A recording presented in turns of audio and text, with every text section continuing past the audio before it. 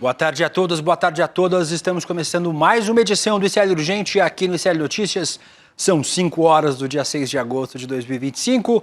Hoje, obviamente, falaremos sobre o tarifaço de Donald Trump. Entrou em vigor nessa quarta-feira e também o tarifaço do Trump está motivando, além de outras coisas, é claro, uma ocupação ilegal da extrema-direita no Congresso brasileiro. A gente não teve o início do ano legislativo, do semestre legislativo até agora por conta dessa ocupação. Esses e outros motivos ligados aos dois são os nossos assuntos dessa quarta-feira. Fique com a gente até às 5h30 da tarde. E quem já está comigo aqui como todas as tardes é a Laura Couto. Boa tarde, Laura. Boa tarde, William. Boa tarde para você que está nos assistindo pelos canais do Instituto Conhecimento Liberta e Eduardo Moreira no YouTube. E boa tarde para você que está nos ouvindo pela Web Rádio São João, em Quixadá, e pela Rádio Cultural FM no Rio Grande do Sul. Vamos lá, William. Vamos lá, Laura. Vamos começar falando sobre esse assunto, sobre ocupação no Congresso. Parte da extrema-direita continua ocupando o Congresso Nacional. Os parlamentares ontem estavam ocupando os plenários, tanto da Câmara quanto do Senado, e nessa quarta-feira começaram a ocupar outros espaços da Câmara. Vocês estão vendo aqui atrás de mim um bate-boca entre o deputado Lindbergh Farias, do PT, líder do PT na Câmara dos Deputados, e deputados bolsonaristas. Lindbergh foi lá cobrar a saída desses deputados do plenário da Câmara. Sem sucesso, continuam lá ocupando esse espaço. Agora eles também ocupam outros auditórios, tanto da Câmara quanto do Senado, para impedir que os presidentes Hugo Motta, da Câmara, e Davi Alcolumbre, do Senado, abram um semestre legislativo. Vamos lembrar que os deputados e senadores entraram em recesso durante o mês de julho e agora, no começo de agosto, estava marcado o retorno do semestre legislativo, desse segundo semestre. Isso ainda não aconteceu por conta dessa palhaçada promovida, com todo respeito aos palhaços, é claro, promovida pelos deputados da extrema-direita. Não é toda a oposição que participa, são alguns deputados mais radicais do bolsonarismo e senadores que impedem o início dos trabalhos. Daqui a pouquinho, vocês estão vendo aqui atrás também o senador Magno Malta, do Republicanos do Espírito Santo, acorrentado à mesa diretora do Senado Federal. Ele e outros parlamentares também se acorrentaram nessa quarta-feira. Daqui a pouco a gente vai falar sobre estes extremistas que estão sequestrando o Congresso Federal e a diferença desse sequestro de uma obstrução legítima que a oposição faz no parlamento. A gente vai falar sobre um dos motivos pelos quais os extremistas, os radicais de direita, estão supostamente protestando no Senado e na Câmara, que é o tarifaço de Donald Trump. É uma das bandeiras da extrema-direita. A extrema-direita tem defendido esse tarifaço e hoje, nesta quarta-feira, ele começou oficialmente no Brasil. Segundo o decreto da Casa Branca, a gente falou aqui longamente sobre ele, as mercadorias brasileiras que embarcarem a partir de hoje para os Estados Unidos serão taxadas em 50%. Vale lembrar que o governo Donald Trump, a Casa Branca, isentou alguns produtos de interesse do Brasil.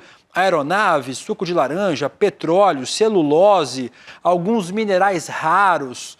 Alguns itens foram excluídos dessa tarifa de 50%, mas, por outro lado, outros itens continuam na pauta tarifada, como, por exemplo, carne, café, máquinas e outros itens.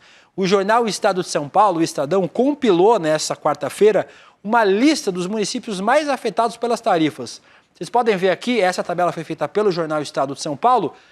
Piracicaba, no interior de São Paulo, pode ter um prejuízo de mais de $1 bilhão em exportações, exporta caldeiras, máquinas, aparelhos, instrumentos mecânicos. As cidades, as 10 primeiras aí, Matão, São Paulo, Guaxupé, Minas Gerais, e Guaxupé afetada em especial pelo café, chamate e especiarias, Barbacena, Barcarena, no Pará, com produtos químicos inorgânicos, Varginha, Minas Gerais, também com café, Jaraguá do Sul, Santa Catarina, uma cidade, um polo industrial catarinense que produz maquinário e peças para máquinas, também muito afetada, Colina e Pederneiras, em São Paulo, Joinville, também em Santa Catarina, por produção de maquinário e peças para máquinas, e Serra, no Espírito Santo, aí um outro polo exportador brasileiro, obras de pedra, gesso, cimento, amianto, mica e outros materiais semelhantes. O que impressiona é Piracicaba, no interior de São Paulo, um prejuízo estimado de US$ 1 bilhão em exportações na cidade de Piracicaba. Então, a lista é grande e muitos municípios brasileiros afetados diretamente por esse tarifaço. Ainda que o tarifaço esteja em vigor, o governo Lula continua costurando saídas para esse tarifaço, em especial para esses produtos e essas cidades. Laura, o que o governo está buscando fazer para reduzir esse impacto gigantesco que a gente viu, em especial em algumas regiões? William, o Ministério das Relações Exteriores afirmou hoje que o Brasil acionou a OMC, a Organização Mundial do Comércio, contra o tarifaço de Donald Trump. O mecanismo é chamado de pedido de consulta, ou seja, uma etapa preliminar para um eventual painel de solução das controvérsias. E foi entregue hoje, nessa quarta, para a OMC, a sede fica em Genebra, na Suíça. Mas a probabilidade dessa iniciativa ter efeito prático é muito baixa, justamente pela burocracia envolvida. Primeiro, a consulta precisa ser aceita por Washington, algo muito difícil de acontecer, e só depois iria para o órgão de apelação da OMC, que está paralisado desde 2019 por conta do bloqueio estadunidense à nomeação dos juízes. Mas mesmo assim, esse gesto é muito simbólico, né, William? O Brasil, Laura, e você que está assistindo ao ICL Urgente, acredita no multilateralismo, numa discussão entre os países para chegar a acordos comuns. Por isso que o Brasil sempre participou e sempre apoiou esses instrumentos, como a ONU, a OMC, a Unesco, a FAO, a OMS. Os Estados Unidos, por outro lado, atacam o multilateralismo, esses instrumentos que fazem com que os países tentem resolver de forma colegiada e de forma conversada os seus principais embates. Esses espaços servem para isso. Os Estados Unidos não têm interesse em construir e fortalecer esses instrumentos. Inclusive, já deixou vários deles, vai deixar de financiar muitos desses instrumentos, porque a política de Donald Trump não combina com o multilateralismo, que é o que o Brasil acredita. Então, o Brasil vai fazendo o que pode para reduzir esses impactos, vai trabalhando na diplomacia e usando as entidades, os instrumentos que tem para poder fazer esse debate. Os Estados Unidos certamente não vão participar, mas ainda assim o Brasil continua apostando no que dá para apostar, no multilateralismo, no debate entre as nações para chegar a lugares comuns. Enquanto isso, o governo brasileiro segue trabalhando, como a Laura falou. O ministro da Fazenda também comentou o início do tarifaço estadunidense.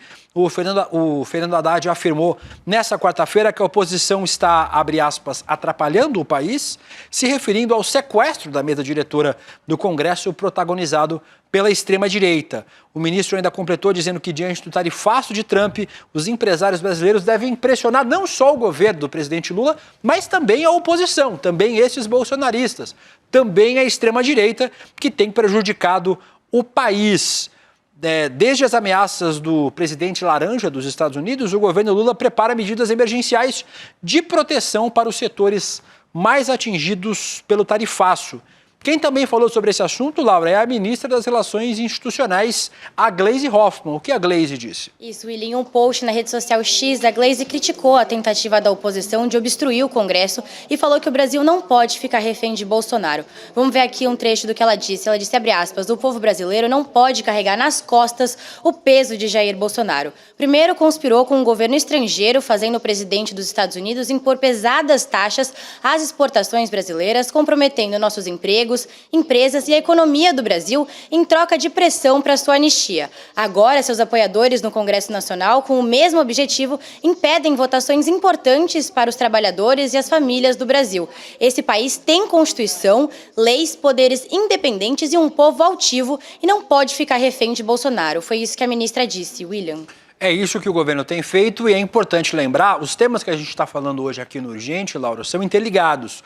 O tarifaço de Donald Trump é um pedido da extrema-direita, em especial um pedido de Jair Bolsonaro, de Eduardo Bolsonaro, para tentar salvar a pele do Jair Bolsonaro, que certamente até o final de setembro será condenado e preso em definitivo, não a prisão provisória que ele enfrenta agora, uma prisão definitiva por conta disso. Obviamente, o tarifaço tem que ser colocado na conta da extrema-direita, que busca anistiar Bolsonaro e os outros criminosos do 8 de janeiro para tentar compor narrativa política.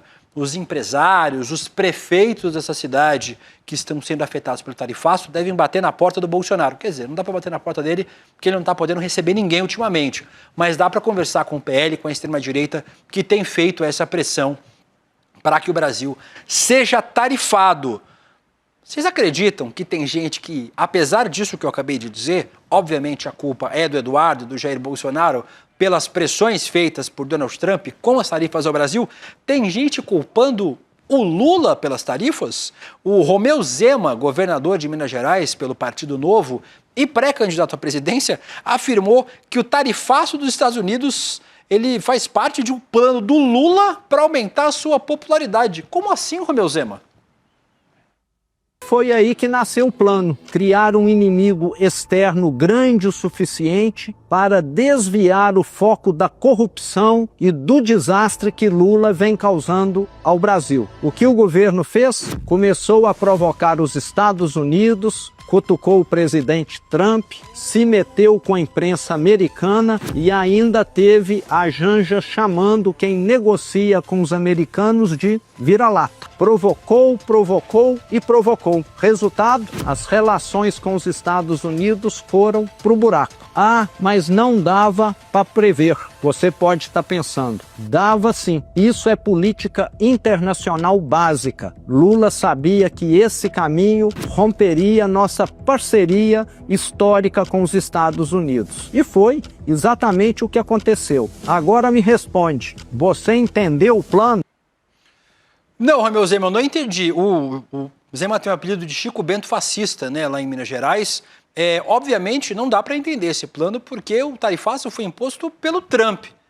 O presidente Lula constrói, obviamente, uma narrativa política, um discurso político com base no que acontece. Se o Trump não tivesse imposto tarifas, não teria discurso para construir, não é mesmo, governador? Logo, se houve algum culpado pelas tarifas, pelo tarifaço, é o Donald Trump, é a própria extrema-direita globalmente, inclusive a extrema-direita brasileira. Vamos lembrar que em nenhum outro país recebeu uma cartinha no primeiro parágrafo citando o motivo político pelo qual as tarifas estão sendo aplicadas. Nenhum outro país, nenhuma outra democracia no mundo teve um presidente sancionando, em um ato de ofício, um ministro da Suprema Corte, por conta de uma perseguição política, por conta de um processo político contra o Brasil. A perseguição não é contra o Bolsonaro, é contra Alexandre de Moraes, contra o presidente Lula e contra o nosso governo. É um ataque à nossa soberania, é um ataque à nossa democracia, Romeu Zema. Não existe plano, porque esse plano seria muito furado. Ainda falando sobre tarifaço e mais uma vez sobre Donald Trump, o Brasil ganhou hoje mais um parceiro de tarifas de 50%, porque a Índia recebeu uma tarifa adicional de 25% em relação às suas exportações, que já era de 25%. Logo, as tarifas indianas chegaram a 50%. A nova ordem executiva da presidência dos Estados Unidos vai entrar em vigor daqui 3 semanas. Vamos ver um trecho da ficha informativa da Casa Branca. Diz a ficha, o presidente constatou que a Índia está atualmente importando petróleo da Federação Russa. Assim, para lidar com a emergência nacional decorrente das ações do governo da Federação Russa contra a Ucrânia, ele está impondo uma tarifa adicional de 25% sobre as importações da Índia a partir de 27 de agosto, devido à importação direta ou indireta de petróleo da Federação Russa pela Índia. Vocês sabem quem também importa petróleo da Rússia?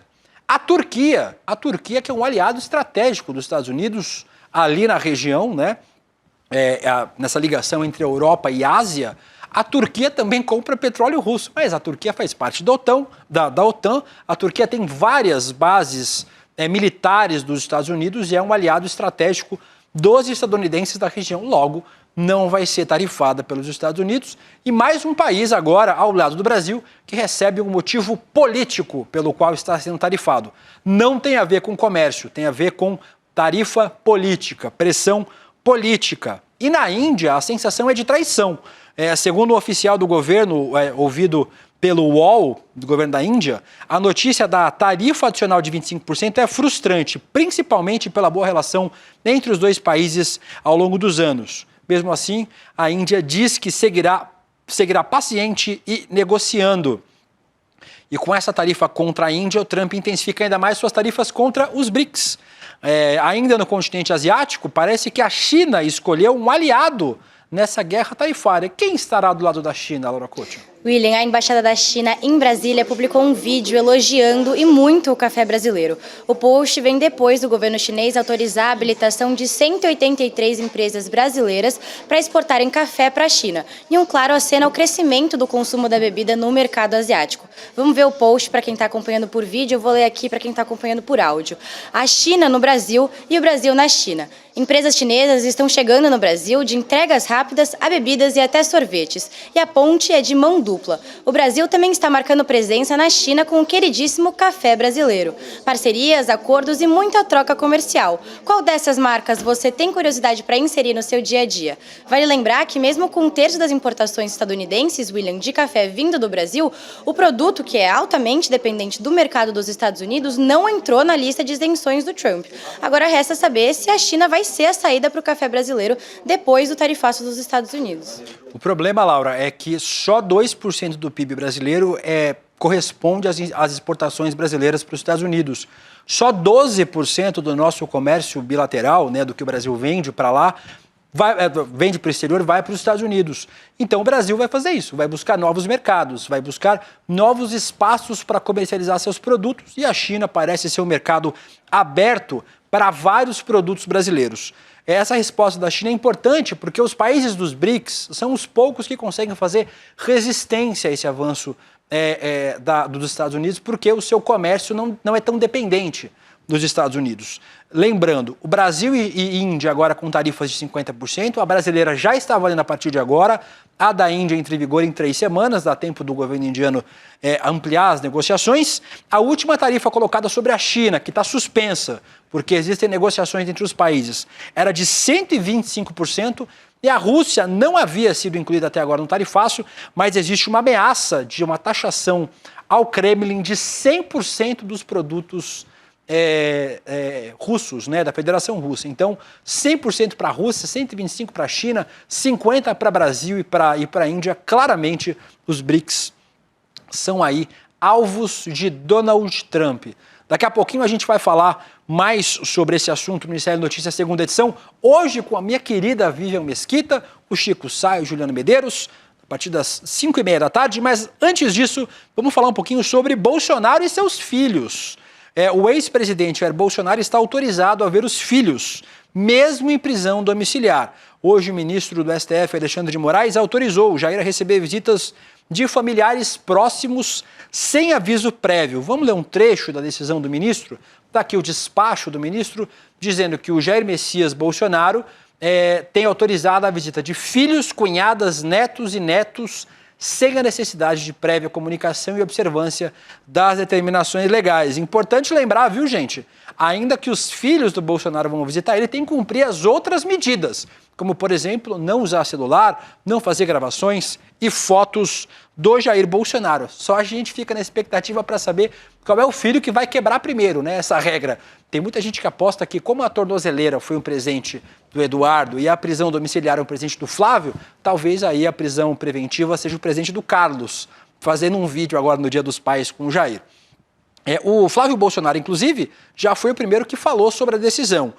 O filho do Bolsonaro visitou o filho do Bolsonaro visitou o ex-presidente nessa quarta-feira e aproveitou para falar de Alexandre de Moraes. Disse que o ministro não fez favor nenhum com a decisão. Vamos ver o que disse Flávio. Não fez favor nenhum, no meu ponto de vista. Ele sabia que estava pegando mal para ele, inclusive, já que ultrapassou uma linha ética moral de avançar sobre a família de alguém que ele está investigando e ele quer condenar. Curioso que o Flávio não cita a tentativa do Eduardo Bolsonaro de colocar a esposa e os filhos de Alexandre de Moraes na Lei Magnitsky também, junto com o ministro do STF. Né? Então, nesse caso, atacar a família pode. Atacar a família do Flávio Bolsonaro, aí já é cruzar um limite ético.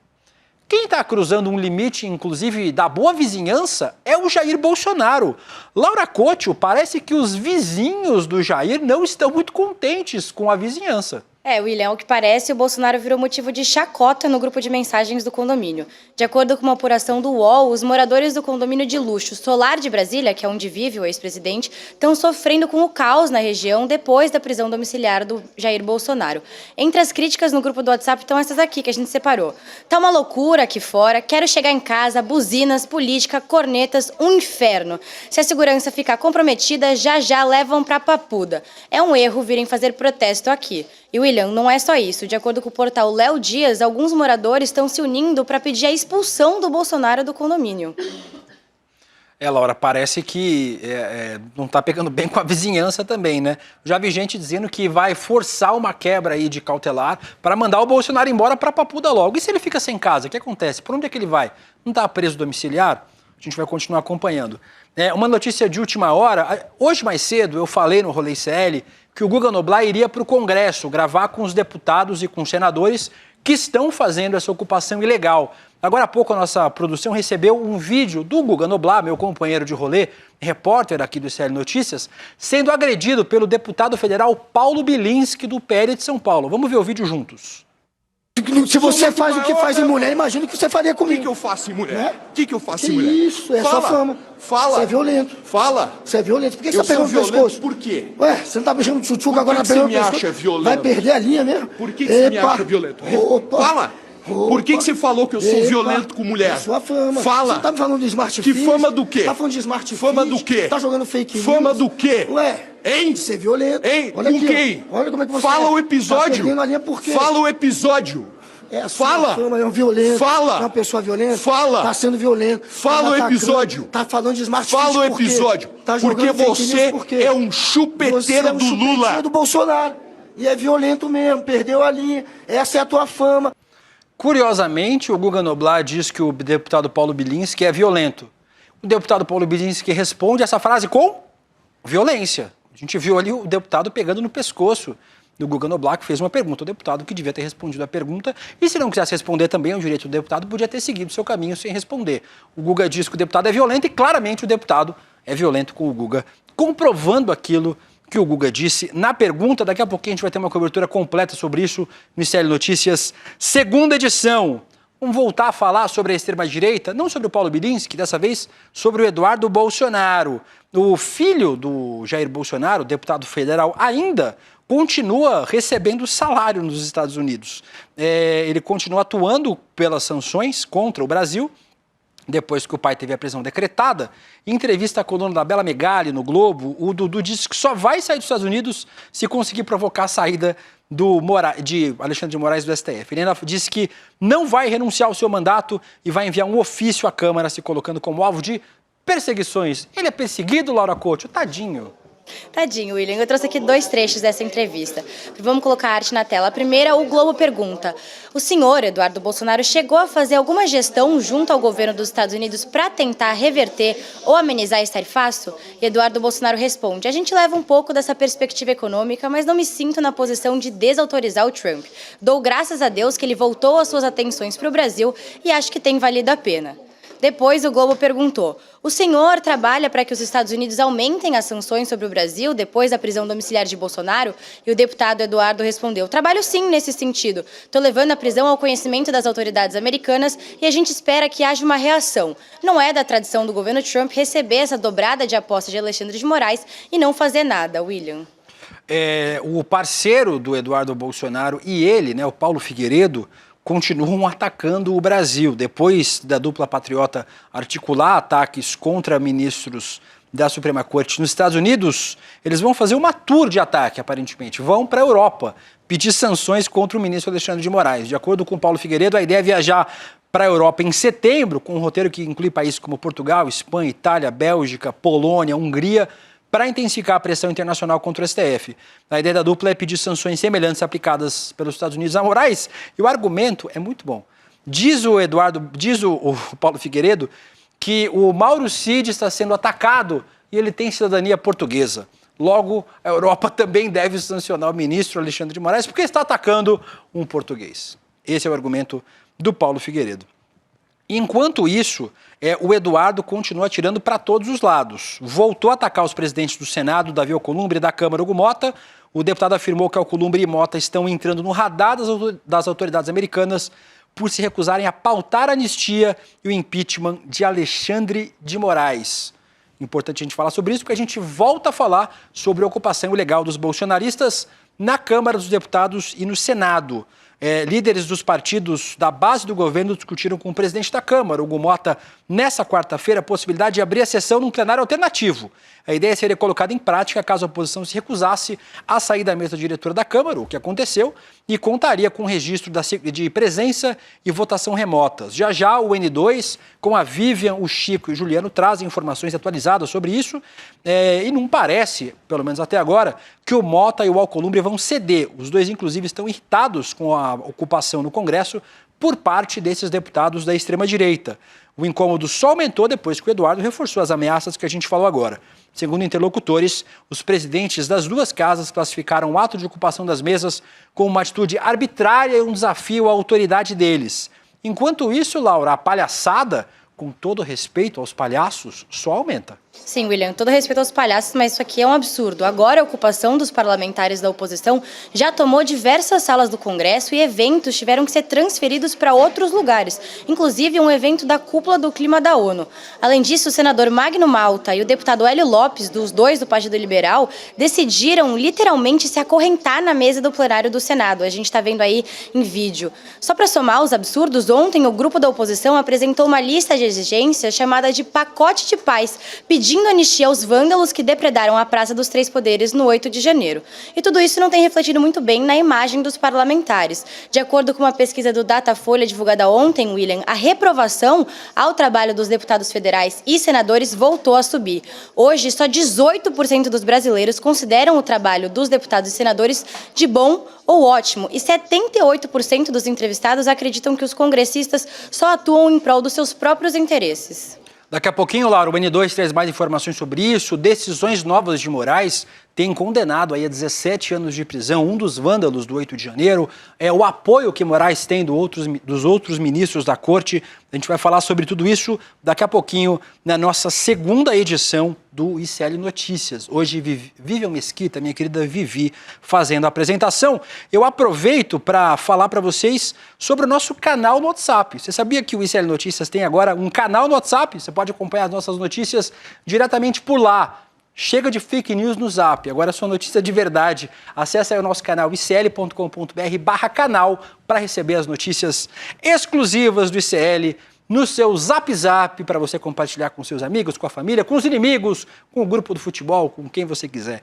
Então, aproveite aí para se inscrever no nosso canal icl.com.br/canal. Laura Couto, obrigada pela parceria nesses dias. Câmera errada. Amanhã o Rodrigo Viana estará de volta aqui para a casinha do ICL Urgente. Muito obrigado por esses dias junto comigo, Laura. Que bom que você não esqueceu de me dar tchau no seu último dia, né, William? Mas obrigada por estar aqui com a gente. Até a próxima. Tchau, tchau. Obrigada, Laura. Obrigado também à nossa equipe do ICL Urgente, que me acompanhou nessas últimas 2 semanas, onde eu estive substituindo o Rodrigo. Amanhã o Rodrigo Viana volta aqui para o ICL Urgente, eu volto para o ICL Notícias, primeira edição, e também para o Rolê ICL. Agora tem ICL Notícias, segunda edição. Vivian Mesquita, Juliano Medeiros e Chico Sá. A gente se vê. Tchau. Tem gente que ainda acredita que o Bolsonaro e a turma dele é simplesmente um bando de maluco que gosta de pegar o microfone e falar um monte de besteira. Agora, será que quando ele faz os ataques às urnas, quando ele faz os ataques ao STF, quando ele faz os ataques, aos líderes de partidos e ideologias que não são a dele, será que isso tudo sai da cabeça dele na hora? Ou será que existe um método?